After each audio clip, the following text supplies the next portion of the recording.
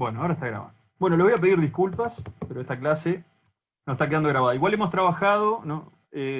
Particularmente sobre la base de dudas respecto a la presentación que ya ha sido vista, que ya ha sido publicada. A ver una cosa a la hora. Bueno, les decía entonces, son sistemas que necesitan recarga permanente porque están sujetos a transporte direccional y pérdida de agua del sistema. Son sistemas muy direccionales desde el punto de vista longitudinal, desde el punto de vista relativo tienen bajo tiempo de residencia y tienen capacidad de almacenamiento diferencial de acuerdo al orden de los tramos. Son sistemas muy heterogéneos desde lo espacial y desde lo temporal. ¿Tá? Y a pesar de que son muy direccionales, tienen un alto vínculo con el entorno y una alta conectividad con el entorno. La unidad, para entender la mayor parte de los procesos de un sistema lótico, la unidad natural, territorial, no es el curso de agua, sino que es toda la cuenca. Y eso involucra todo el territorio que drena esas aguas hacia el sistema lótico. ¿Sí? Gente, ¿dudas hasta acá? Sí, Guillermo,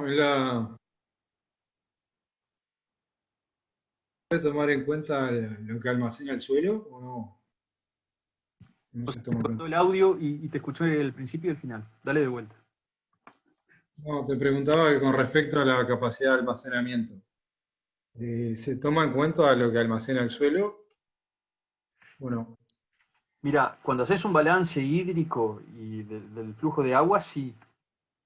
Este, Desde el punto de vista de lo que yo introduje en la presentación esta, no, porque hablaba solo del sistema lótico fuera del contexto de cuenca, digamos. ¿Tá? Yo había simplificado los límites del sistema. Pero cuando haces un balance de agua, vos tenés que poner todas las entradas, todo sí, lo, sí, sí, ¿no? Y todos los flujos, sí, sí, sí, sí. y todos los compartimientos donde se acumula. Y vos vas a tener todo el agua superficial, todo el agua subterránea, todo lo que está en el suelo, eso lo tenés que integrar sin duda. Todo lo que se evapora, las pérdidas, todo lo que se exporta aguas abajo. Sí, sí. Bueno, gente, yo les propongo. Yo no quise mandarle más, no quise mandarle más videos para no saturarlos, sobre todo en la preparación del parcial. Pero lo que les voy a proponer de acá para adelante es hacer un corte, son y 35, un corte hasta y 40, y arrancamos, yo les presento la próxima clase de sistema lótico, que no les compartí el video todavía.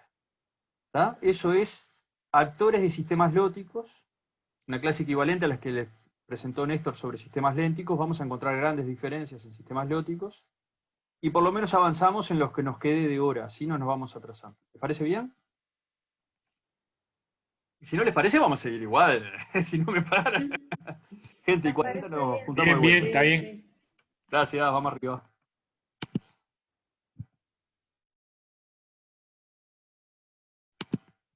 Seamos puntuales para arrancar, gente.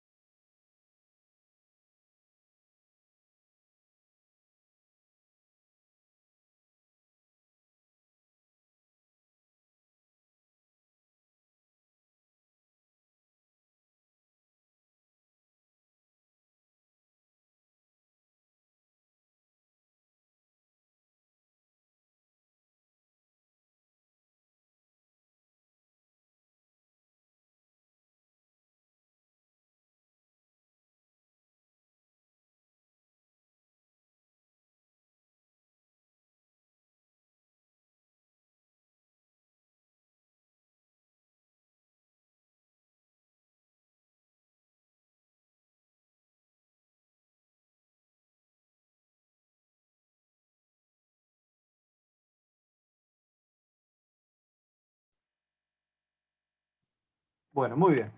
Gente, estamos aquí grabando nuevamente, como siempre. Y la idea es tratar de avanzar y si podemos terminar la presentación sobre actores biológicos presentes en sistemas lógicos. Bueno, tengan en cuenta que nosotros podemos analizar la estructura trófica de un sistema lótico de una forma parecida a la que se hace en un sistema léntico, y Néstor ya le presentó en una etapa previa del curso, y los podríamos clasificar como productores primarios, consumidores primarios, secundarios y así sucesivamente. Ahora, la primera pregunta que yo les quiero hacer es, ¿cuáles les parece que sean los productores primarios más importantes en los sistemas lógicos? Gente, abran el micrófono. La participación es suya.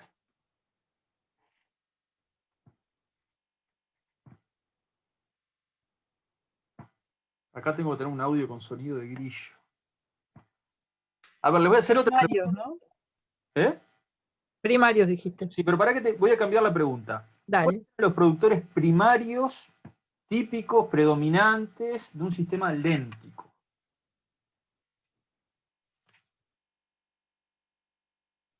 Eso sí se tiene que acordar.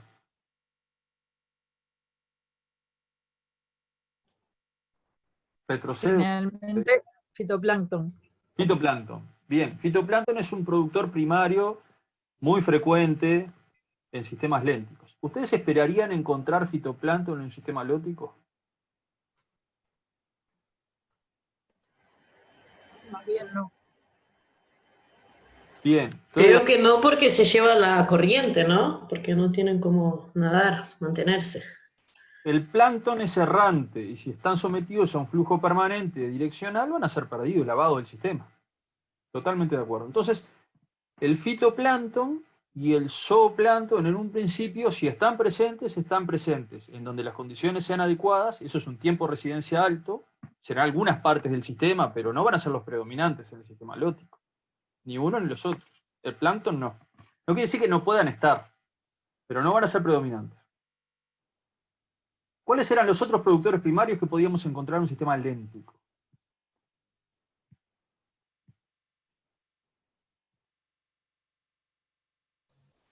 Las plantas. Gracias. Plantas o macroalgas. ¿Tá? ¿Ustedes esperarían encontrar plantas o macroalgas en sistemas lóticos? ¿Podrían ser productores primarios presentes en sistemas lóticos? Profe, yo Creo que tengo sí. una pregunta. Dale. Porque, o sea, no es heterogéneo en todo el sistema, ¿no? Tengo la idea como que en la parte alta es menos productivo y en la parte baja más productivo. ¿O puede ser así, eso o no? Bien, a mí me gusta eso, pero dejémoslo para la próxima clase en donde lo vamos a analizar en mayor detalle. Por supuesto hay diferencias de acuerdo al orden y los productores que predominan en un lugar o en otro son diferentes. ¿Tá? Y en la clase que viene vamos a analizar específicamente eso. Pero más allá sin considerar las diferencias internas o los mecanismos que hacen que predominen unos productores sobre otros, podríamos establecer que las plantas pueden estar presentes en los sistemas lóticos. ¿Por qué? Porque por lo menos las plantas que sean enraizadas y no estén sujetas a deriva. Eso, arraigadas, Sí. enraizadas. Claro. ¿Tá? ¿Y las ¿Qué otro poblaciones de productor briófitas? José? Las poblaciones de briófitas, ¿no? Y las briófitas en general son musgos y no son plantas de zonas húmedas, pero no plantas acuáticas propiamente dichas. A no ser Claro, que esté también, errando yo en algo de la clasificación botánica de las briófitas. Capaz que Néstor o alguno de ustedes puede tener más conocimiento al respecto. ¿Alguien iba a decir algo más? yo iba a decir que nada, lo que veníamos hablando todo el tiempo, de que el oleaje y el movimiento del agua como que influencia negativamente a la presencia de las plantas acuáticas, pero que capaz que en este tipo de sistemas sí podemos encontrar como vegetación asociada, como un monte ribereño o algo así, que no es propiamente una vegetación acuática, pero sí como en el contexto o más relacionado a la cuenca, ese concepto del que hablábamos. Exacto. Y ahí, ¿dónde planteamos los límites del sistema? Es capital para contestar la pregunta, ¿no? Si vos decís que solo lo que está abajo del agua, bueno, ahí hablamos de fitoplancton, hablamos de plantas acuáticas. Si vos considerás la llanura de inundación, si considerás la cuenca entera, es un poco amplio para definir cuáles son los productores primarios del sistema acuático, pero dónde pasar el límite y qué dejar adentro y qué dejar afuera es clave. Si vos decís las zonas húmedas asociadas al sistema alótico y el sistema alótico propiamente dicho, el curso de agua, las briófitas, como decía José, van a entrar, por ejemplo, sin duda. Claro. El monte ripario va a entrar. ¿Tá? Y a eso nos vamos a dirigir la clase que viene. ¿Tá? Vamos a seguir profundizando en ese sentido. Pero bueno, en un principio yo pondría los productores primarios en la bolsa. A ver, analicemos primero lo que pasa en el curso de agua. Pondría los productores primarios que no están sujetos a deriva. Plantas o macroalgas que tengan capacidad de anclarse. ¿Y qué otros productores primarios existen y habíamos hablado que tienen la capacidad de sujetarse a sustrato? El epilimno. Epi algo. Ojo, sí, pero no. ¿Qué era epilimnium? Pará, vamos a arreglar eso. Sí. Epilimnium. No pude frenar a tiempo. No, pero está bien, ¿eh? El momento de arreglar cosas es acá. Epilimnium no era las No, Era la capa microalgo que está pegado a las superficial. plantas. No, tenía que ver con la temperatura. sí. A ver, Lucía. Ah, entregué todo. Que era la capa más superficial y más caliente, que además es más densa del cuerpo Menos de densa. agua. Sí, eso, menos densa, perdón. Menos densa y que flota sobre el hipolimnium. Es cuando vos tenés una columna de agua estratificada térmicamente. La Sí, capa nada que ver. cálida es menos densa y flota sobre un agua fría, más baja, más densa. Quise decir otra cosa que nada que ver, confundí las Que palabras. se llama perifiton. Eso, perifiton. El perifiton son organismos microscópicos, verdes, fotosintéticos, que crecen adheridos a sustrato. Y ahí podés tener los que crecen adheridos a plantas o macroalgas, ¿tá? Podés los que crecen adheridos al barro, a la arena, a las rocas. ¿Tá? Ahí podés definir el epipsamon, samon de arena. ¿Tá? Epiliton de rocas, lo que crece adherido a rocas. ¿Tá? Bueno, entonces yo lo voy a mostrar, pero claro, digamos, el gran condicionante ambiental de los sistemas lóticos es físico y es la deriva. Entonces, si vos jugás, tratás de encontrar productores primarios, los predominantes van a ser los que tengan resuelto el problema de la deriva. ¿Tá? Y ahí tenés las macrófitas. Recuerden que las macrófitas es un nombre que no es filogenético, no es biológico en el sentido de que no involucra grupos con origen común, un solo árbol de la rama, ¿no? Una sola rama del árbol de la vida, sino que incluye todas las plantas acuáticas y también las macroalgas. ¿Tá? Este es el arroyo que yo les comentaba hoy. Fíjese que está lleno de plantas acuáticas, lleno. Y eso es un productor primario en este sistema que es predominante. La mayor parte del carbono orgánico producido en el sistema está siendo producido por esas plantas. En general, además de la deriva y el flujo, la velocidad del agua, para mezclar los términos que aclaramos más temprano, un factor determinante de la presencia de las plantas o de las macrófitas en los sistemas lóticos es la turbiedad del agua. Si el agua es muy turbia, se complica. ¿Tá? Solo podrán desarrollarse en zonas con muy poca profundidad, donde la luz llegue. ¿Tá? Hay otros factores que los vamos a ver la clase que viene. Ahora, por ejemplo, estos son ríos o arroyos de aguas muy claras, en aguas con alta alcalinidad. Estos son ríos en la zona Mato Grosso, en Brasil. Y fíjense lo que es el desarrollo en sistemas lóticos de matas, de biomasa vegetal de macrófitas. Estas son todas fotos. Esto es un congreso que fuimos con Néstor y un montón de colegas, en la zona de Bonito. Busquen Bonito en Brasil y van a encontrar una cosa que es increíble. ¿Tá? Aguas muy claras, y uno puede encontrar que hay muchos productores primarios de tipo macrófitas.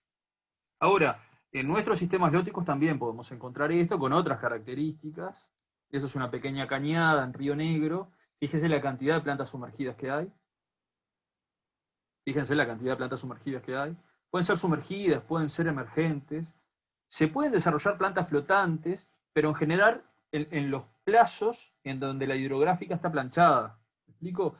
En donde el caudal y la velocidad del agua es baja, entonces las plantas pueden crecer y cuando haya un pico de crecida van a ser exportadas hacia aguas abajo. Y acá estas fotos les muestra algunos desarrollos excesivos, entre comillas, de perifitón. Estos son microorganismos con cierto nivel de adhesión al sustrato, o sea, no viven flotando en la columna de agua. Estos son filamentosos, por ejemplo. También la mayor parte de esta biomasa va a ser arrastrada cuando la velocidad del agua aumente después de una lluvia, ¿no? Pero va a quedar un inóculo que va a volver a generar cuando las condiciones sean adecuadas. Esto es perifitón. Esto es una foto que yo saqué desde arriba de un puente a un arroyo muy poco profundo, luego de un periodo sin lluvias de unas semanas. ¿Y por qué ese aspecto? ¿Se les ocurre por qué esa foto tiene ese aspecto? ¿Qué es lo que vemos ahí? Todo el oxígeno que están largando. Exactamente. Sí, seguramente era el mediodía. Esto está más tarde, pero imagínense la productividad. Vos ahí lo que tenés es un componente de la comunidad de productores primarios que, si bien no acumula demasiada biomasa, son muy productivos. Muy productivos. Y en general son controlados por consumo y por deriva, ¿no? Entonces vos tenés baja biomasa, pero puede consumir, capaz que se duplica esa biomasa por día. ¿Tá? Y en muchos sistemas acuáticos lóticos bien iluminados, este componente pasa a ser uno de los mayores aportes de producción de materia orgánica. ¿Tá? Por lo tanto, un gran soporte de las cadenas o redes tróficas. Esto, por ejemplo, es una baldosa que dejamos en uno de estos arroyos en Florida, una zona no demasiado iluminada. Era una baldosa blanca, beige, y fíjense la comunidad de perifitón que desarrolló, bastante diversa. Ya macroscópicamente te podías dar cuenta que era diversa, ¿no? Habían distintas texturas, distintos colores, lo que corresponde a distintas especies o agrupaciones de especies. Fíjense del otro lado. Y allí empieza a desarrollarse algo que incluye no solo organismos fotosintéticos, sino que además incluye organismos heterótrofos, consumidores que se alimentan de ellos. Y además hojas que tienen, ¿no?, origen en la zona riparia o en las plantas, y se empieza a acumular una lámina que ya deja de ser únicamente perifitón. Y esto se denomina biofilm. Bio de biológico y film de lámina. ¿Tá? Entonces, en general, esta es la misma baldosa sacada un poquito más de cerca, de costado. Fíjense la estructura, ¿no? Hay cosas más filamentosas, cosas con una estructura más arborescente, de muy pequeña escala. ¿Tá? Al principio del desarrollo es perifitón solo. A medida que transcurre una sucesión ecológica, ese perifitón va agregando otros componentes y ya no puede denominarse perifitón porque no es solo fito. No es solo productor verde. Hay otras cosas que no son verdes y se agregan como organismos y pasa a denominarse biofilm. Por ejemplo, acá tenemos un perifitón desarrollado por 6 meses en un experimento, en unos ladrillos que dejamos en el fondo de arroyo, y ahí hay cosas verdes. Pero también hay sedimentos decantados y hay miles de organismos en ese pedacito. ¿Tá? Heterótrofos que se están alimentando de eso. Fíjense, acá nosotros lo que hacíamos era barrer un área perfectamente calculada, de más o menos 2 por 2 centímetros, y poder cuantificar cuánta materia orgánica había por unidad de área, cuánto era el biofilm acumulado. Esto ya no es solo perifitón, es perifitón en un contexto más complejo. ¿Tá? Dice biofilm, compuesto mayormente por microalgas y cianobacterias, más organismos heterótrofos. Los heterótrofos son consumidores, ya no son productores primarios, como bacterias, hongos, protozoarios y metazoarios. Para los que no se acuerdan, los metazoarios son los animales. ¿Tá?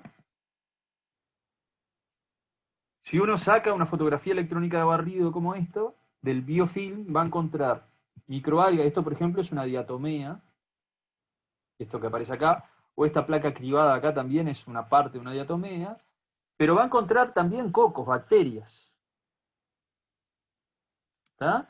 Y estructuras de otro tipo que no son de origen vegetal, no son de origen fotosintético. ¿Tá? Acá uno puede encontrar bacterias y otros organismos que componen el biofilm, pero no el perifitón, aunque cuando uno mira, en general, saca una roca del fondo del arroyo, la ve verde, dice, mira el perifitón, y en realidad ahí lo que estás viendo ya es más biofilm que perifitón. El perifitón es una parte del biofilm.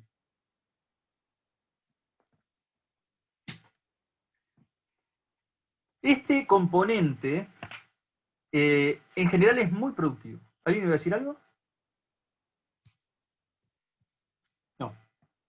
Es muy productivo desde el punto de vista biológico, y esto hace que le permita a esa elevada productividad sostener una comunidad de herbívoros de entre 10 y veces mayor biomasa que la suya. ¿Se acuerdan que en la clase pasada Néstor les mostró una pirámide invertida que había de biomasa y que era para un canal en Inglaterra, creo que era? ¿Ah? ¿Y eso qué era? Había más biomasa de consumidores en un momento dado que de productores primarios. ¿Y eso cómo se puede justificar? Y bueno, lo que pasa es que esa biomasa come mucho, baja la biomasa del perifitón, pero al otro día la biomasa del perifitón se recuperó. Entonces comen la mitad, supónganse ese día, y el otro día se volvió a recuperar el recurso alimenticio, ¿tá? Porque es muy productivo. Una de las cosas que hacen de que sea tan productivo es que la producción primaria, ya te doy, Néstor, la palabra, de estos organismos no involucra la generación de estructuras de soporte. Por ejemplo, una macrófita, una planta leñosa, involucra la generación de lignina, la generación de celulosa, de sustancias que son energéticamente muy costosas.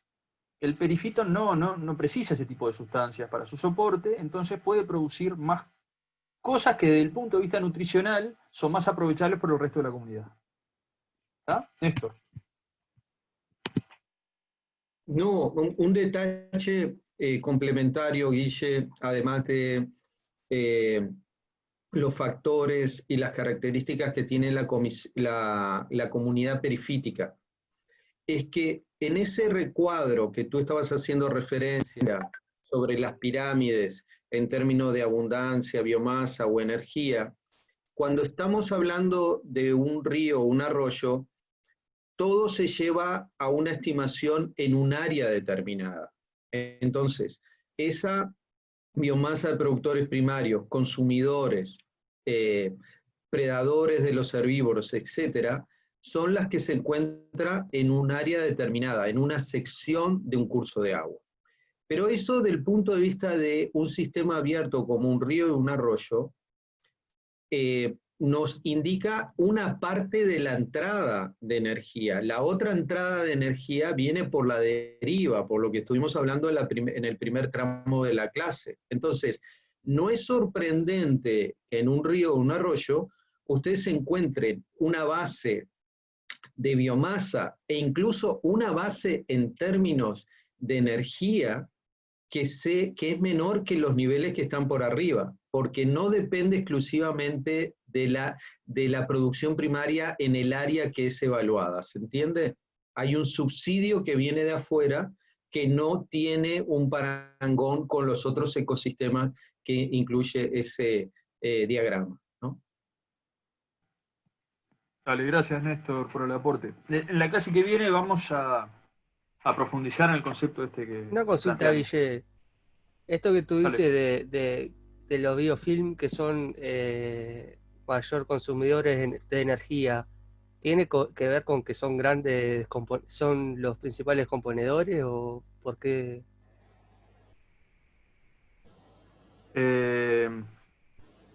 Ahí me confundiste con los conceptos que utilizaste. ¿Y cómo los Seguro, encadenaste?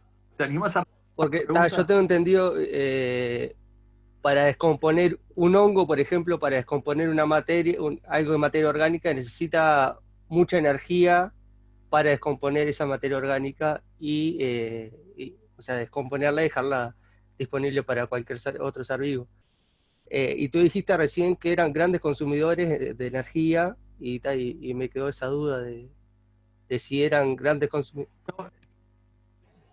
No, pero en realidad, si lo dije así, me corrijo. No, capaz que lo, Son grandes interpreté mal yo. primarios. Son grandes productores primarios. Los recursos que utilizan, o sea, la fuente de energía de los productores primarios es la luz. Seguro. No es materia orgánica, es luz. Sí, pero para descomponer esa materia orgánica necesita mucha energía. Eso es lo que yo había entendido.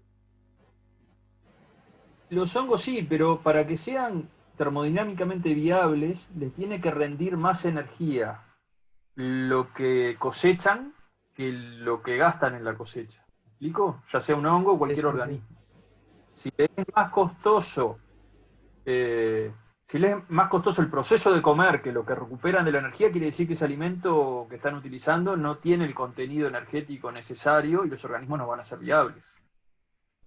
¿Tá? Por más que pueda ser que puedan necesitar energía, en realidad el organismo se alimenta porque de eso obtiene energía, no la pierde.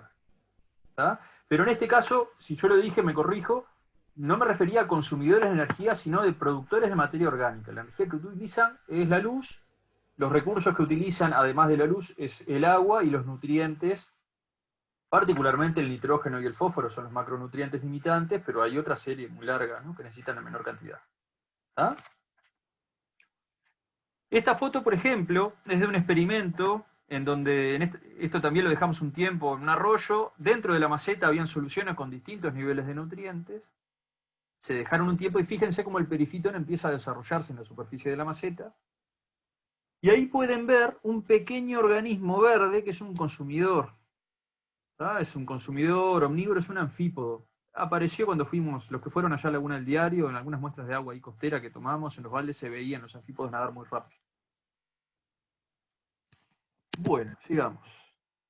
Perifitón. Esto fue la pecera de casa hace un tiempo, pobrecita, que estuvo sufriendo.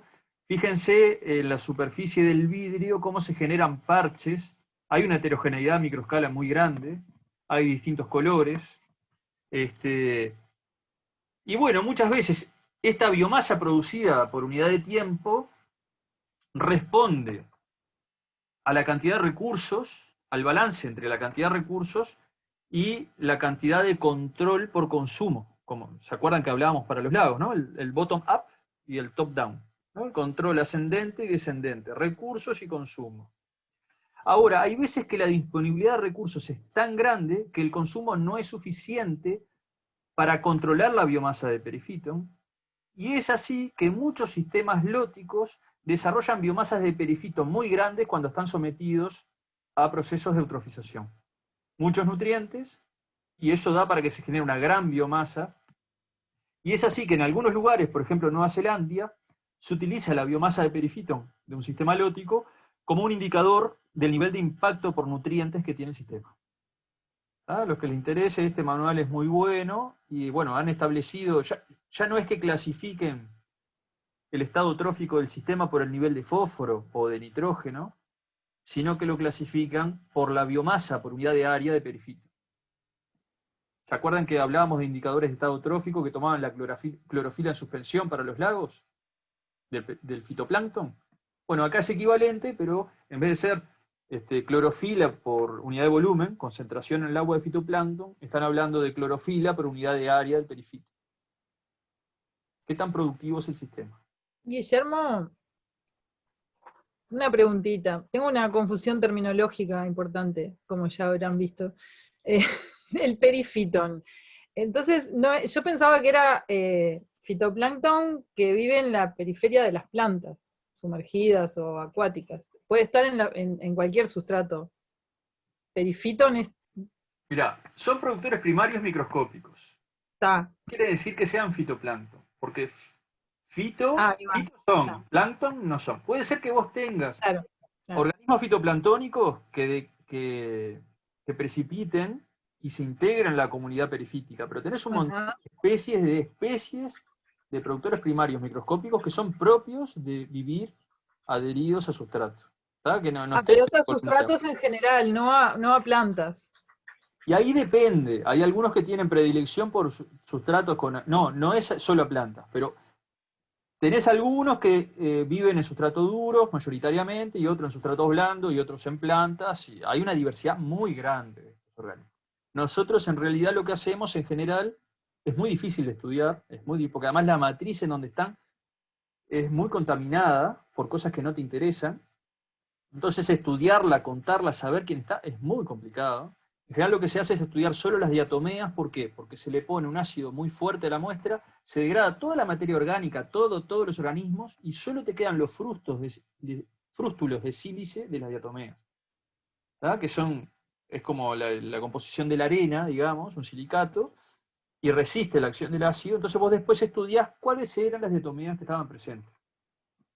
¿Verdad? Después hay algunos equipos, nosotros tenemos en el Cure 1, si hacemos la salida de campo lo podremos ver, que lo que se hace es un fluorómetro de campo. Vos lo apoyás en la superficie, que tiene que ser relativamente consolidada, porque es un barro le hundís y tapas todo, y mide por fluorescencia la cantidad de pigmentos típicos de cianobacterias, de clorofitas, de distintos tipos algales, ¿no? Y de cianobacterianos. Entonces te dice, vos tenés de toda esta clorofila, el 50% es de tal grupo, el 25% de tal otro. Pero es bastante estudio. Pero en definitiva puede estar adherido a cualquier tipo de sustrato. Sí, al casco. Productores primarios y chiquitos, por lo general. Sí. O no necesariamente. Son microscópicos. Microscópicos. Sí. Gracias. Hasta puede estar pegadas al dedo de alguien que camine mucho en el agua. Bueno, tengo colegas que han sufrido eso. Sí. Una pregunta. ¿Se ha determinado así por secuenciación masiva, por ejemplo, si hay una biosfera rara presente? ¿Una? Una biosfera rara presente, tipo intersticial, como hay en el mar, digo. Me desconcertás con la palabra biosfera. Un grupo de taxones raros que toman preponderancia cuando las condiciones cambian. Cuando lo detectás en la secuenciación masiva, que es la cola de la gráfica, que es este... Deben haber estudios, pero no conozco estudios.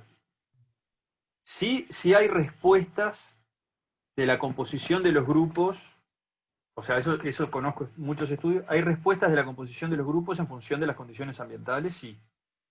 Hay grupos de Periphyton más adaptados a condiciones de baja luz, y a veces no crecen en la superficie superior de las rocas, sino que crecen en las partes más ocultas abajo, donde la intensidad de luz es menor. Hay una gran diversidad de grupos. Deben haber estudios de secuenciación masiva, pero no conozco. Es probable que los haya. No, pensando como en algo como amortiguador de cambios en el agua, ¿no? Cambios ambientales o de contaminantes, como que eso podía ser, a partir de que algunos taxones predominen sobre otros ante los cambios, podría ser hacer de buffer, ¿no? Ante esos cambios o contaminantes.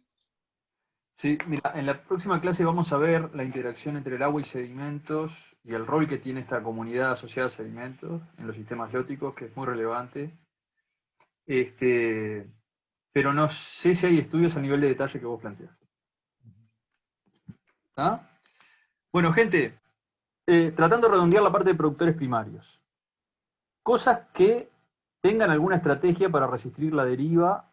Es la estrategia que predomina en sistemas bióticos, y yo les decía, macrófitas y periphyton. Esos son los productores mayoritarios. Yo no sé, yo les voy a poner en duda, les voy a dejar planteado ahora como duda, en función de lo que decía Néstor, de que esas sean las entradas mayoritarias de materia orgánica en el sistema. ¿Tá? Porque lo que pasa es que los sistemas bióticos están muy subvencionados desde afuera y desde la zona riparia. ¿Tá? En algunos lugares es posible de que la producción de materia orgánica por los productores primarios dentro de la columna de agua sea la mayoritaria. Pero en todo el sistema biótico no suele serlo. La mayor parte de la materia orgánica suele venir desde afuera del sistema. ¿Tá? Pero lo vamos a ver la clase que viene. Bueno, muy bien. ¿Cuáles eran los consumidores primarios predominantes en los sistemas lénticos? ¿Qué se acuerdan?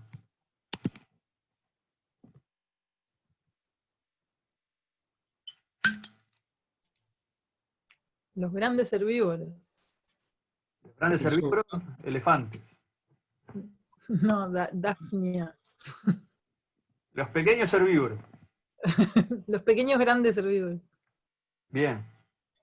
¿Esperarían que esos consumidores primarios estén presentes en sistemas lóticos?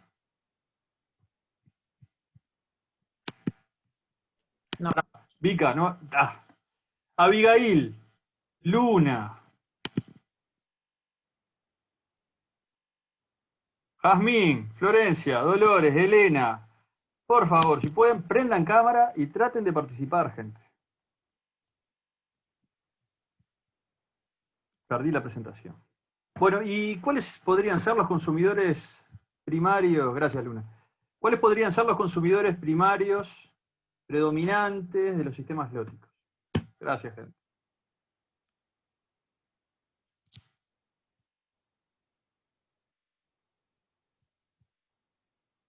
¿Cuáles serían los grandes herbívoros de acá?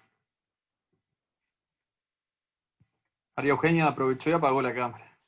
Los peces planctívoros, capaz. Pero plancton hay poco acá, hay poco en juego. Y capaz que insectos, moluscos, puede ser. Perfecto. Pero por ejemplo, la vieja del agua esa que le dicen famosa, no consume esto. Sí, en nuestro sistema tenemos peces herbívoros que se alimentan de perifiton y la vieja del agua, ahora vamos a ver alguna foto, es un muy buen ejemplo. No, pues estaba pensando y no encontraba. Viste que cuando vas al arroyo o río te atomizan los mosquitos, ¿no? Exacto, pero en general no son los hematófagos, no son los parásitos que te pican, son otros tipos de mosquitos. Y uno de los la mayor parte de los herbívoros de los sistemas lóticos no son plancton ni son microcrustáceos, como las dafnias o los copepos, ese tipo de cosas. En general son larvas de insectos. ¿Ah? Larvas de insectos. También hay moluscos, hay crustáceos también y hay peces. Uno de las larvas de insectos más comunes herbívoras de los sistemas lóticos son este tipo de gusanitos pequeñitos que se llaman quironómidos. ¿Tá? Acá ven el adulto, que es un mosquito no parásito. ¿Tá? Pueden ser verdes, pueden ser de otros colores, en general tienen antenas muy plumosas, ¿no? Que son, las utilizan para la detección de feromonas y temas de reproducción, de ubicación al sexo opuesto y ese tipo de cosas. Pero los dípteros son grandes consumidores de materia orgánica asociadas al biofilm. ¿Me explico? Son muy chiquitos para verlos a simple vista, pero a veces uno los detecta fácil cuando deja un tarro con agua mucho tiempo afuera. Vieron que al principio se genera como un depósito más oscurito en el fondo marroncito, y un tiempo después, 2, 3 días, 5, 10 días después, esos depósitos parecen como acumularse en puntitos. Queda como, hay como una separación. Pruébenlo, fíjense, y van a encontrar que se genera como una heterogeneidad espacial adentro del tarro. Y si uno fuera capaz de ver qué es lo que está generando esa acumulación, en general son estos bichitos. En el medio de estos hay larvas de quironómidos. ¿Tá? Son gusanos de mosquito. Algunos de estos son indicadores de altos contenidos de materia orgánica y de contaminación del agua. Por ejemplo, ese rojo que aparece en el dedo tiene una sustancia para transporte de oxígeno parecido a la hemoglobina que tenemos en nuestra sangre, y es característico de sedimentos muy cargados de materia orgánica y con bajos niveles de oxígeno disuelto. Entonces lo que hace es tener una estrategia para captar oxígeno y poder respirar. Porque si no hay oxígeno se muere. ¿Tá? Son dependientes de oxígeno. ¿Tá? Quironómidos. Después van a encontrar otras larvas de insectos que desde el punto de vista de los terráqueos como nosotros son cosas raras, pero a veces les llamamos mariposas, como este que aparece de adulto, que aparece en los días de verano, en las luces, o polillas, y no son polillas, son tricópteros. Son otro tipo de insectos, ¿tá? Otro grupo diferente. Los tricópteros tienen la característica de que las larvas que viven en el agua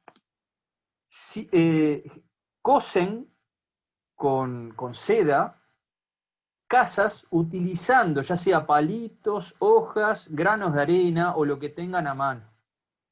¿Tá? Entonces cuando uno encuentra la larva de un insecto que está dentro de una estructura que no es propia, sino que la toman del medio, en general lo que encontró es un tricóptero.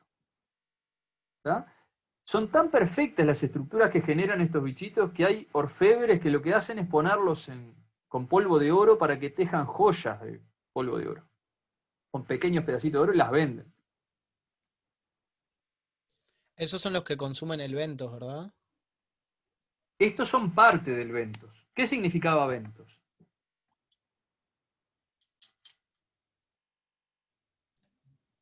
¿No era lo que estaba en el fondo?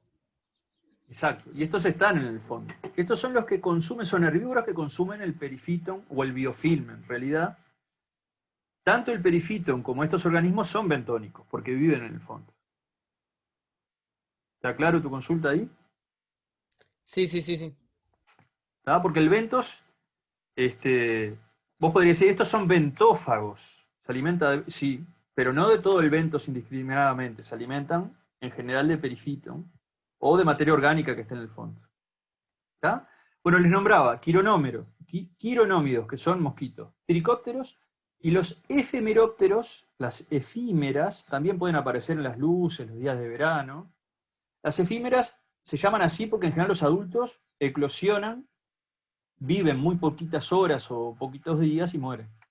¿Tá? Y eclosionan y aparecen en grandes cantidades, porque eclosionan todos juntos, se reproducen, ponen los huevos y se mueren. ¿Tá? Las efímeras. Los efemerópteros. Hay otros grupos que son parecidos a esto, que si vamos al campo los vamos a ver, que son los plecópteros. ¿Tá? Y también son esas cosas que nosotros como bichos terrestres reconocemos poco como adultos. Este es otro efemeróptero. Esta foto es de un efemeróptero larval que es muy abundante en los sedimentos de Laguna del Sauce. ¿Tá? Genera tubos en el sedimento, en el barro. Esta parte de acá, estos son las branquias externas que tienen, que agitan permanentemente y las utilizan tanto para nadar como para poder recircular agua y siempre tener agua oxigenada para respirar. Ustedes ya los nombraron. Otros consumidores primarios de este tipo de sistemas son los moluscos. La mayor parte de nuestros caracoles son herbívoros, ¿no? Ramoneadores. Lo que hacen es raspar, tienen una lengua llena de dientes que se llama rádula, raspan superficies y se alimentan de perifitón, de biofilm y algunos de ellos de plantas o macrófitas. Son capaces de comer plantas enteras. Le das lechuga y te la comen. ¿Tá? Y de este ya hablamos, que es el caracol manzana, que es del género Pomacea, pero hay muchas especies. Y bueno, desde el punto de vista filogenético es un grupo bastante amplio. Guillermo, ahí? una pregunta. Sí. ¿Qué quiere decir como esa finalización de ópteros? Ptero significa ala. ¿Tá? Yo, por ejemplo, yo no me acuerdo, creo que son órdenes de insectos en la clasificación biológica, cuando decís dípteros es que tiene 2 alas. Díptero. Hemíptero son las chinches, tienen 2 pares de alas, pero tienen un hemiélitro, medio élitro, que son las alas duras como los cascarudos. Las chinches tienen, el par superior es media parte dura y media ala membranosa, media. Coleópteros son los cascarudos. Se clasifican por los tipos de alas. Ápteros son los insectos más primitivos que no tienen alas. ¿Tá? Bien. Lepidópteros son las mariposas. No me acuerdo de qué viene lepido, pero está dando una característica del ala. ¿Tá? Escamas. ¿Perdón? Ahí va. Escamas. Escamas. Gracias, Fernando. ¿Tá? Y en este caso, no tengo claro estos grupos por qué se nombran así, pero siempre tienen que ver, o en general tienen que ver con las características de las alas en los estadios adultos. ¿Ah? Gracias. No, por favor. Esperen que voy a achicar esto, porque me estoy yendo en la presentación. Bueno, acá tienen un ramoneador comiendo en mi pecera. Y se puede ver, esto es una foto con una cámara común y silvestre, pero se puede ver muy bien la microestructura del perifito en el vidrio de la pecera y el efecto del consumo, ¿no? de este herbívoro que es un molusco, un pequeño caracol. Otros actores, los crustáceos, hay estos cangrejos que son del género Egla eglas son muy típicos de todos nuestros arroyos. Ríos y arroyos. Hay un egla uruguayensis y hay alguna otra especie. Son cangrejos que no llegan a más tamaño que unos 5 o 6 centímetros, una cosa así. Muy primitivos en su diseño, digamos. Tienen un cuerpo que es intermedio entre lo que es un cangrejo de mar, que estamos acostumbrados a ver, y lo que es una langosta. Tienen un abdomen bastante desarrollado. Vieron que el cangrejo de mar, el abdomen lo tienen pegadito abajo y es muy chiquitito. Y una langosta puede nadar hacia atrás moviendo el abdomen. Bueno, estos cangrejos también pueden nadar hacia atrás rápidamente, escaparse moviendo el abdomen. ¿Tá? Y también hay camarones, como el de la foto de abajo. Hay más de una especie aquí en Uruguay de camarones de agua dulce que ustedes pueden encontrar. Los Parastacus son de esta... Parastacus sería otro de los grupos. En general, salobre. no, viven en agua dulce. Los Parastacus son más grandes que estas especies que yo les presento acá. En general no viven adentro de los sistemas lóticos, sino que viven en sistemas de galerías construidos por ellos en la costa de los sistemas lóticos. ¿Tá? Y son típicos acá, pero no son jugadores muy relevantes en el funcionamiento de nuestros sistemas lóticos. Sí de la llanura de inundación, digamos. Ahí va. ¿Tá? No, te preguntaba porque vi muchas veces las cuevitas justamente en la planicie de inundación, pero nunca vi el bicho, y las fotos que vi eran como si fueran en el lecho de un río o algo así. Entonces me daba curiosidad. Pequeña langostita gris, muy Sí. linda de ver, preciosos bichos. Yo he visto pocas veces, porque claro, el tema es que es difícil acceder a ellos porque están subterráneos, ¿no? Muy hondo, claro. Bueno, el otro grupo que ustedes ya nombraron es el de los peces. Perdón. Yo acá le estoy diciendo consumidores primarios, pero en realidad muchos de estos grupos de cangrejos y camarones son omnívoros. Y comen sustancia vegetal, comen perifiton, y si encuentran un pez muerto, le dan al pez muerto y a lo que se les ocurra. Los peces también, la mayor parte de los grupos que son consumidores primarios son omnívoros. Por ejemplo, de acá arriba, el pescadito más clásico, digamos, que no importa, puede alimentarse de ítems animales o vegetales, y hay estudios que plantean de que en verano come más ítems vegetales y en invierno más animales, y hay variabilidad en la dieta. Y después tenemos un conjunto de especies que son las viejas de agua, como nombraban hoy, y estos que no son tan acorazados, que se denominan limpiavidrios por los acuariofílicos, que tienen una boca en forma de ventosa y unos pequeños dientes capaces de raspar y se alimentan mayoritariamente de perifitos. Néstor. Guille, no, simplemente tener en cuenta que estamos cerca de 6:30, digo porque se nos va a cortar de golpe la transmisión, y para evitar ese problema. Perfecto. Gracias, Néstor. Entonces, yo les propondría, lo que queda acá es seguir para arriba en la cadena trófica, los consumidores. Yo les voy a poner a disposición el video de YouTube de lo que queda de esta clase, que ya está grabada. ¿Tá? Van a ver que hay otros insectos que son predadores de distintos grupos. ¿Tá? Van a ver peces predadores. Y algunas consideraciones sobre estrategias de vida, de adaptación al medio lótico de estos organismos. ¿Tá? Así que esta clase queda prácticamente acomodada y la podremos discutir el jueves que viene. Y además le voy a agregar otra. El martes que viene tenemos clase de consulta. Les pido a los que les interese, más tarde el lunes avisen si van a concurrir. Si no les es útil, no la hacemos. ¿Tá? Si a alguien les es útil, alguien la pide, el martes nos encontramos. ¿Tá? El jueves que viene nos encontramos a las 4 para el parcial. Y la idea es a las 5 arrancar con clase y seguir con estos temas. ¿Tá? La oportunidad de dudas para el parcial son para el martes. ¿Tá? ¿Dudas, gente? ¿Comentarios? La hora de los martes es, ¿a qué hora es? De 3 a 5. De 3. Yo mando un mensaje, Vika, por lo que vos habías dicho, mando un mensaje de vuelta con los códigos de acceso, con los enlaces de acceso. Y te avisamos entonces el lunes. Si no avisamos nada el lunes, no hay. Exacto. O sea, está bien. ¿Tá? O en un principio no, porque, digamos... Por el foro. Sí, por el foro. Tenemos una sobrecarga de actividades bastante grande. Quedar esperando no tiene sentido. Si ustedes dicen que tienen sesión, bárbaro. Si el martes llegan alguna duda, usen el foro. En vez de la clase de consulta, usen el foro y contestamos por el foro. El miércoles. El jueves de Yo mañana. ahora no me acuerdo, pero eran dudas que eran como medias difíciles no eran existenciales, pero eran difíciles de evacuar por el foro. Entonces entré, pero bueno, nos desencontramos. Ah, El martes, si me acuerdo cuáles eran las dudas, estoy ahí. Está. Bien, no, elabórenlas. ¿Está?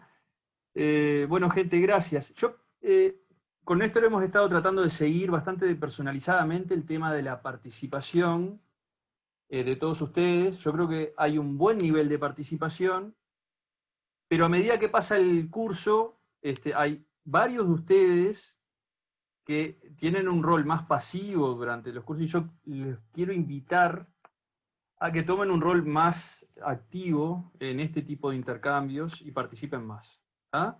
Y en general se repite que son los participantes que permanecen con la cámara apagada y que no participan en ninguna instancia del curso.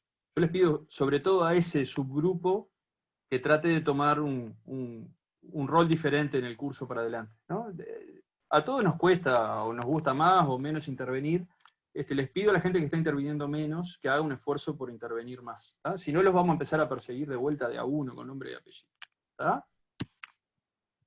Gente, gracias. Chao, gracias. El martes. Chao, gracias. Chao, gracias. El Que pasen martes. bien. Chao. Chao.